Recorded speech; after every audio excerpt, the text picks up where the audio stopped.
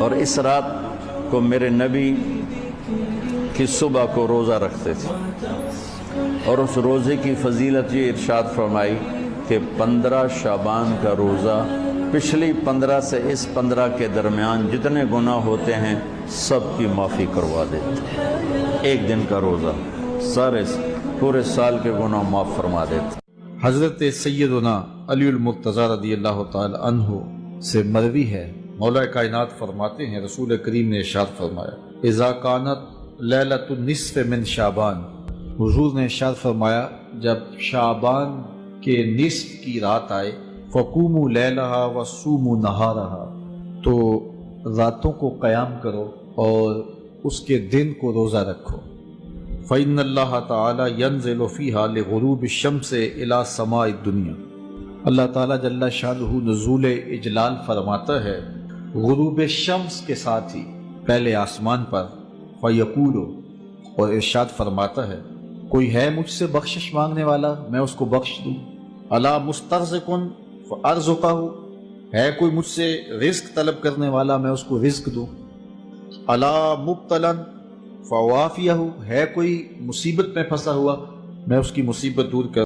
15 شعبان کا روزہ کسی صحیح حدیث سے ثابت بولو بھائی نہیں، صرف جمہور کے نزدیک عبادت ہے 15 شعبان کی، اس کے علاوہ باقی کوئی بھی چیز، میرا اس پر بہت ڈیٹیل میں بیان ہے، یوٹیوب پہ سرچ کریں وہ بیان آ جائے گا۔ میسج ٹی وی والوں نے ایک انٹرویو لیا تھا اس پہ، اس میں نے دلائل سے ثابت کیا ہے، پوری مدلل بحث کی ہے کہ نہ اس رات میں قبرستان جانا چاہیے، نہ اس رات میں حلوے پکانے چاہیے، نہ اس رات میں الگ سے کوئی نہانا دھونا چاہیے، نہ اگلے دن کا روزہ رکھنا سنت ہے، نہ پٹاخوں کی کوئی حیثیت ہے۔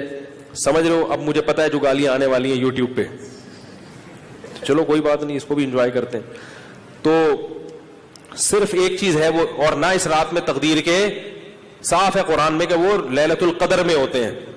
علامہ ابن تیمیہ رحمہ اللہ نے لکھا ہے کہ لیلۃ القدر کی اہمیت کو گھٹانے کے لیے بھی اس رات کو بہت زیادہ اہمیت دی گئی ہے۔ اگلے دن کا روزہ بھی کسی صحیح حدیث سے ثابت نہیں ہے، ابن ماجہ کی ایک روایت ہے وہ بھی سند کے لحاظ سے بہت کمزور ہے۔ تو وہی بات میں دوبارہ دہراؤں گا کہ فضیلت میں کسی عمل کی کو ثابت کرنا تو درست نہیں ہے، پہلے سے ثابت شدہ کوئی عمل ہو تو اس کی فضیلت میں ضعیف حدیث بیان کی جا سکتی ہے، ضعیف حدیث سے کوئی چیز ثابت نہیں ہوتی۔ تو 15 شعبان کا روزہ اس کا اسلاف میں ہمیں نہیں ملتا، کوئی کسی مستند روایت میں کوئی تذکرہ ہو کوئی، اور ابن ماجہ کی اس روایت کے علاوہ بھی کہیں ہمیں کوئی روایت نہیں ملتی۔ اور محدثین کے ایک اصول ہے کل ما تفرد به ابن ماجہ فهو ضعیف، خود ابن ماجہ حدیث کی ایسی کتاب ہے کہ بعض محدثین کی یہ تصریح ہے کہ صرف ابن ماجہ میں اگر روایت ہو اور کہیں نہ ہو، غالب امکان ہے کہ وہ روایت کمزور ہوگی۔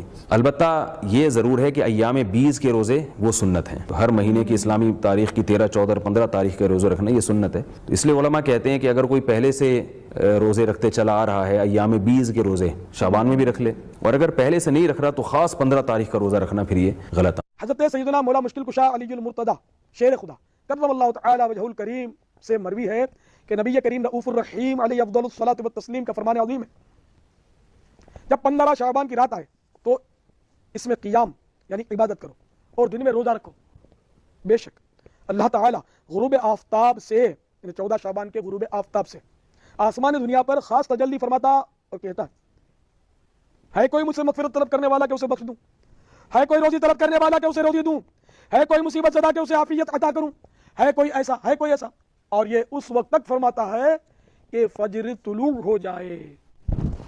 میٹھے میٹھے اور پیارے پیارے اسلامی بھائیوں اور اسلامی بہنوں، شب برات میں اعمال نامے تبدیل ہوتے ہیں، لہذا ممکن ہو تو 14ویں شعبان المعظم کو بھی روزہ رکھ لیا جائے تاکہ اعمال نامے کے آخری دن بھی روزہ ہو۔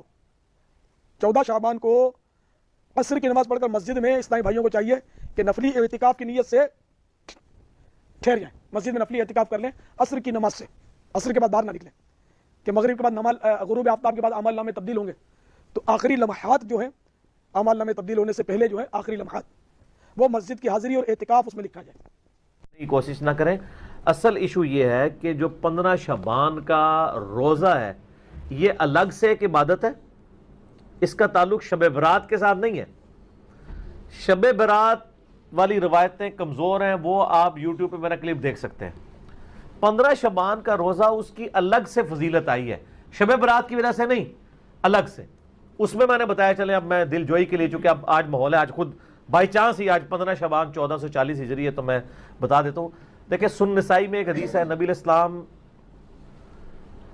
شعبان میں کثرت سے روزے رکھا کرتے تھے. تو صحابہ نے پوچھا یا رسول اللہ صلی اللہ علیہ وسلم آپ جتنے روزے شعبان میں رکھتے ہیں کسی اور مہینے میں اتنے روزے نہیں رکھتے، اس کی کیا وجہ ہے؟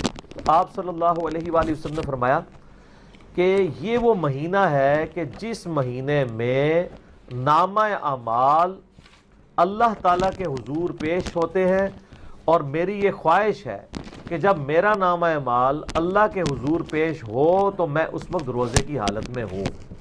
ایک حدیث ہے بخاری اور مسلم میں کہ ایک صحابی کہتے ہیں کہ مجھ سے نبی صلی اللہ علیہ وآلہ وسلم نے فرمایا کیا تم نے سرر شعبان کا روزہ رکھا ہے؟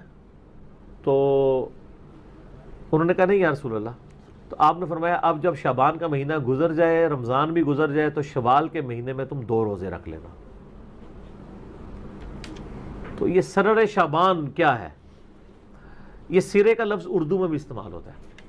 سرر عربی میں کہتے ہیں کنارے کو. اب اس میں 3 موقف یعنی محدثین کے آتے ہیں کہ اس کنارے سے مراد کیا ہے. بعض کہتے ہیں اس سے مراد ہے شعبان کے پہلے عشرے کے روزے، بعض کہتے ہیں کہ اس سے مراد آخری عشرے کے روزے ہیں. لیکن آخری کے تو ہو نہیں سکتے کیونکہ نبی علیہ السلام نے آخری عشرے میں روزے رکھنے کی اجازت صرف اس کو دی ہے جو شروع سے رکھ رہا ہو. اسپیشل آخری رکھنے کی تو اس سے تو آپ اسپیشل پوچھ رہے ہیں تو انہیں سرر شعبان رکھا ہے، وہ تو فارغ ہو گیا.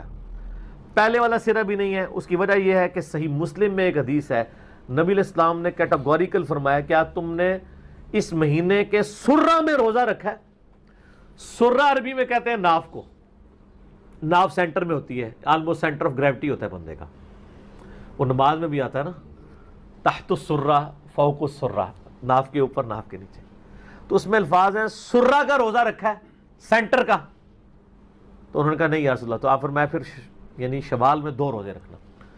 تو سرہ جو ہے نا جی وہ 15 ہی بنتی ہے سینٹر میں. اور ویسے عمومی سنت بھی ہے، بخاری و مسلم میں یہ حدیث موجود ہے کہ نبی علیہ السلام فرمایا جو مہینے میں 3 روزے رکھ لے وہ گویا ایسا ہے کہ روزانہ روزہ رکھنے والا ہے. اور بخاری مسلم میں یہ بھی حدیث موجود ہے کہ نبی صلی اللہ علیہ وآلہ وسلم مہینے میں 3 روزے رکھا کرتے تھے. اور سنن نسائی کے اندر ابو داؤد میں حدیث موجود ہے کہ آپ صلی اللہ علیہ وآلہ وسلم چاند کی 13، 14 اور 15 ہر مہینے کی روزہ رکھا کرتے تھے. تو اس میں 15 شعبان تو ویسے ہی آ جاتا ہے. 15 شعبان سے کون سی چیڑ ہے؟ 13، 14، 15 ان کو ایام بیز کہتے ہیں. ایام بیز وہ ہوتے ہیں جس میں خوب چاند روشن ہوتا ہے، یعنی گول ہوتا ہے، خوب چاند روشن ہوتا ہے 3 دنوں میں، 13، 14 اور 15.